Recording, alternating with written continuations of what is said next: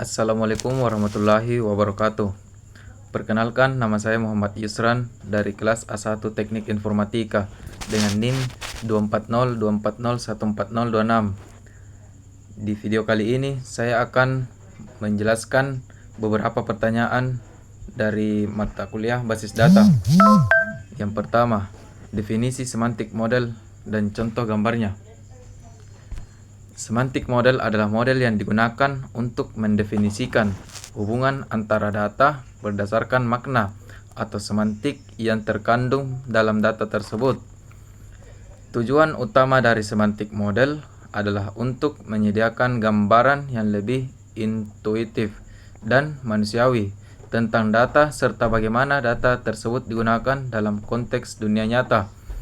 Dengan menggunakan semantik model, kita dapat lebih mudah memahami hubungan antar data, menggali wawasan dari data tersebut, dan meminimalkan kemungkinan kesalahan dalam interpretasi.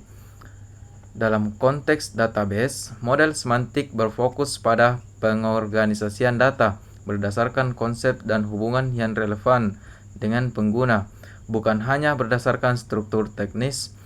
Berbeda dengan model data lainnya, seperti model relasional atau hierarkis. Model semantik berusaha mengaburkan batas antara data teknis dan makna dari data itu sendiri. Contoh semantik model, Entity Relationship Diagram. Salah satu contoh yang paling umum dari semantik model adalah Entity Relationship Diagram. Dalam ERD, kita menggambarkan entitas, atribut entitas, dan hubungan antar entitas dalam sebuah database. Entitas adalah objek atau konsep yang bisa dijelaskan dengan data. Contohnya adalah mahasiswa, dosen, atau mata kuliah. Atribut adalah karakteristik dari entitas, seperti nama, NIM untuk mahasiswa atau nama dosen, kode mata kuliah untuk dosen dan mata kuliah. Relasi adalah hubungan antar entitas. Misalnya, mahasiswa dapat mengambil banyak mata kuliah dan mata kuliah dapat diambil oleh banyak mahasiswa. Ini menggambarkan hubungan mengambil. Contoh diagram ER. Entitas mahasiswa memiliki atribut seperti NIM, nama, dan jurusan.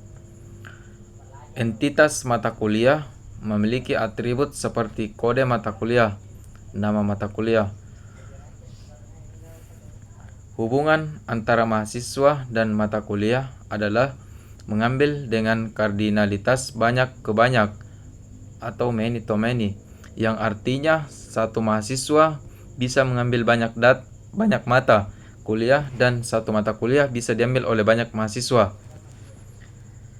Ini adalah contoh gambaran bagaimana data dan hubungan diorganisasikan untuk menunjukkan makna yang lebih dalam daripada sekedar tabel-tabel data. Yang kedua, perbedaan normalisasi dan denormalisasi database. Normalisasi dan denormalisasi adalah dua konsep fundamental dalam desain basis data yang memiliki tujuan dan manfaat yang berbeda. Proses normalisasi berfokus pada pengorganisasian data untuk menghindari duplikasi dan memastikan integritas data. Sedangkan denormalisasi, meskipun sebaliknya, digunakan untuk meningkatkan performa query dengan mengorbankan konsistensi dan integritas data. Normalisasi adalah proses untuk mendesain struktur basis data yang mengurangi redundansi data, pengulangan data yang tidak perlu, dan memastikan hubungan antar tabel berdasarkan aturan tertentu. Tujuan utama normalisasi adalah untuk meminimalkan anomali pada data, seperti update anomali, insert anomali, dan delete anomali. Proses normalisasi dilakukan melalui beberapa tahapan bentuk normal forms, antara lain 1NF First Normal Form, menyusun data dalam tabel dengan elemen-elemen yang bersifat atomik, tidak ada duplikasi dalam satu kolom. 2NF Second Normal Form, memastikan bahwa setiap atribut non-primer bergantung penuh pada kunci primer, bukan hanya sebagian. 3NF Third Normal Form, menghilangkan ketergantungan transitif, yaitu ketergantungan atribut non-primer pada atribut non-primer lainnya. Keuntungan normalisasi: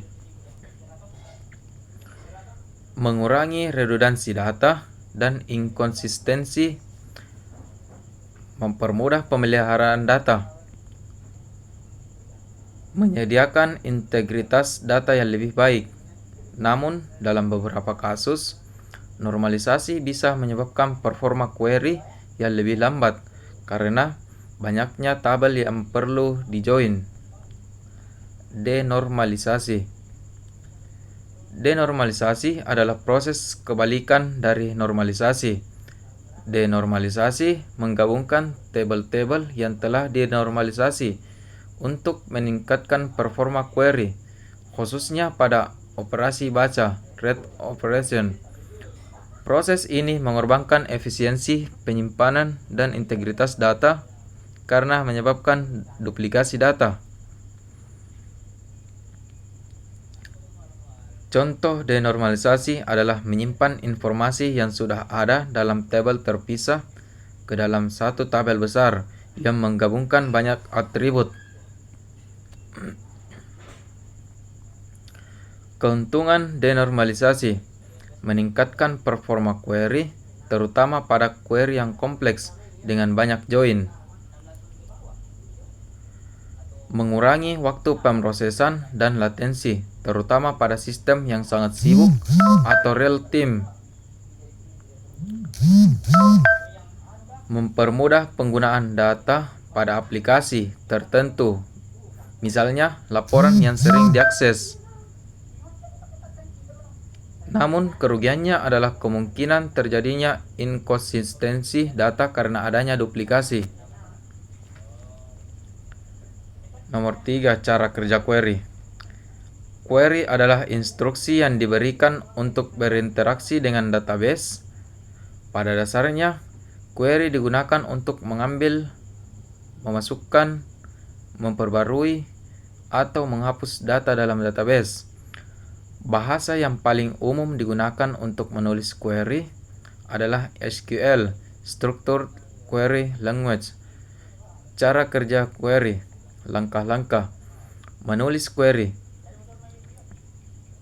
Pengguna menulis query dalam bentuk SQL untuk meminta informasi atau melakukan perubahan pada database. Contoh, query select bintang from mahasiswa where jurusan informatika.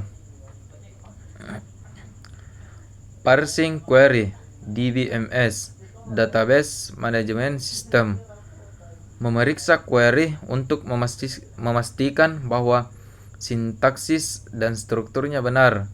Jika ada kesalahan, DBMS akan memberi pesan kesalahan. Query Optimizer. Setelah query diparsing, DBMS menggunakan Query Optimizer untuk memilih strategi eksekusi yang paling efisien. Ini termasuk memilih apakah akan menggunakan indeks, metode join yang paling cepat, dan sebagainya. Eksekusi query. DBMS melakukan operasi yang diminta dalam query, misalnya mengambil data, memperbarui data, dan lain-lain. Berdasarkan strategi yang telah dipilih oleh Query Optimizer, kembalikan hasil. Setelah eksekusi selesai, hasil query, misalnya data atau status, dikembalikan ke pengguna dalam bentuk yang diminta, biasanya tabel atau grafik. DBMS yang baik akan melakukan optimasi eksekusi query untuk meminimalkan waktu yang dibutuhkan dan sumber daya yang digunakan. Nomor 4. Definisi backup dan recovery. Backup dan recovery adalah dua aspek penting dalam manajemen database yang berfokus pada perlindungan data. Backup adalah proses pembuatan salinan data yang ada dalam database untuk melindungi data dari kerusakan atau kehilangan. Salinan data ini dapat disimpan di lokasi yang terpisah, baik secara lokal, di disk lain, atau di cloud. Ada beberapa jenis backup. Full backup, salinan seluruh database. Incremental backup, salinan data yang berubah sejak backup terakhir. Differential backup, salinan data yang berubah sejak full backup terakhir. Keuntungan backup, melindungi data dari kehilangan. Berikutnya, memungkinkan pemulihan data setelah kerusakan atau kegagalan sistem. Recovery adalah proses mengembalikan data yang telah hilang atau rusak menggunakan salinan backup yang telah dibuat sebelumnya. DBMS biasanya memiliki mekanisme untuk memulihkan data hingga titik waktu tertentu, misalnya sebelum terjadi kegagalan. Tipe-tipe recovery. Point in time recovery, memulihkan database ke keadaan tertentu pada waktu tertentu. Berikutnya, crash recovery. Proses otomatis yang dilakukan oleh DBMS untuk mengembalikan database ke kondisi yang konsisten setelah terjadi kegagalan sistem. Nomor 5. Cara menjaga keamanan database. Keamanan database adalah aspek yang sangat penting untuk melindungi data sensitif dan menjaga integritas informasi yang ada di dalamnya. Ada beberapa langkah yang dapat dilakukan untuk menjaga keamanan database. Enkripsi. Menggunakan teknik enkripsi untuk melindungi data, baik yang sedang disimpan, data at rest, maupun data yang ditransfer, data in transit. Kontrol akses. Mengimplementasikan kontrol akses berbasis peran, Role Based Access Control RBAC, untuk memastikan hanya pengguna yang berwenang yang dapat mengakses data tertentu. Audit dan monitoring. Memantau semua aktivitas yang terjadi dalam database untuk mendeteksi tindakan yang mencurigakan atau tidak sah. Firewall dan antivirus. Menggunakan firewall untuk membatasi akses yang tidak sah ke database serta menginstal perangkat lunak antivirus untuk melindungi malware. Backup dan recovery. Melakukan backup secara berkala untuk memastikan data dapat dipulihkan setelah terjadi serangan atau kerusakan. Nomor 6. Perbedaan data terstruktur dan data tidak terstruktur. Data terstruktur. Data terstruktur adalah data yang memiliki format yang jelas dan konsisten. Biasanya, data ini disimpan dalam tabel dengan kolom dan baris, seperti database relasional. Data ini mudah untuk diproses dan dianalisis menggunakan sistem manajemen basis data DBMS. Contoh, data keuangan perusahaan, data pelanggan, nama, alamat, nomor tele. Nomor 7. Beberapa aplikasi basis data yang umum digunakan oleh mahasiswa antara lain adalah MySQL, PostgreSQL, Oracle, Microsoft SQL Server, dan SQLite. MySQL dan PostgreSQL adalah pilihan populer karena bersifat open source dan sering digunakan dalam pengembangan web. Oracle dan Microsoft SQL Server lebih sering digunakan di lingkungan perusahaan untuk aplikasi bisnis. SQLite cocok untuk aplikasi kecil atau prototipe karena ukurannya yang ringan. Alasan penggunaan aplikasi basis data oleh mahasiswa. Pembelajaran. Aplikasi basis data menjadi bagian penting dalam kurikulum perkuliahan, terutama bagi mahasiswa jurusan IT, ilmu komputer, atau sistem informasi. Mereka belajar bagaimana cara menyimpan, mengelola, dan mengambil data, yang merupakan keterampilan dasar dalam dunia teknologi. Proyek dan tugas. Mahasiswa seringkali membutuhkan basis data untuk proyek tugas akhir, penelitian, atau aplikasi yang mereka kembangkan. Aplikasi basis data membantu mereka mengorganisir data yang kompleks serta memudahkan akses dan analisis data. Pengembangan web. Jika mahasiswa terlibat dalam pengembangan web, mereka akan sering menggunakan basis data untuk menyimpan data yang terkait dengan situs web, seperti data pengguna, konten, atau produk. Keunggulan aplikasi basis data. Organisasi data. Basis data memungkinkan penyimpanan data yang terstruktur dan terorganisir, sehingga memudahkan pencarian, pengambilan, dan analisis data. Efisiensi. Basis data membantu menghindari duplikasi data dan memastikan konsistensi data, sehingga meningkatkan efisiensi dalam pengelolaan informasi. Keamanan. Sistem basis data memiliki fitur keamanan yang memungkinkan pembatasan akses ke data, sehingga hanya pengguna yang berwenang yang dapat mengakses data tertentu. Skalabilitas. Basis data dapat diskalakan untuk menangani volume data yang semakin besar, sehingga cocok untuk aplikasi yang berkembang. Fleksibilitas. Basis data dapat diakses dari berbagai platform dan perangkat, memungkinkan akses data yang mudah dan fleksibel. Dengan memahami konsep dan penggunaan aplikasi basis data, mahasiswa dapat mengembangkan keterampilan yang relevan dengan kebutuhan industri dan mempersiapkan diri untuk karir di bidang teknologi.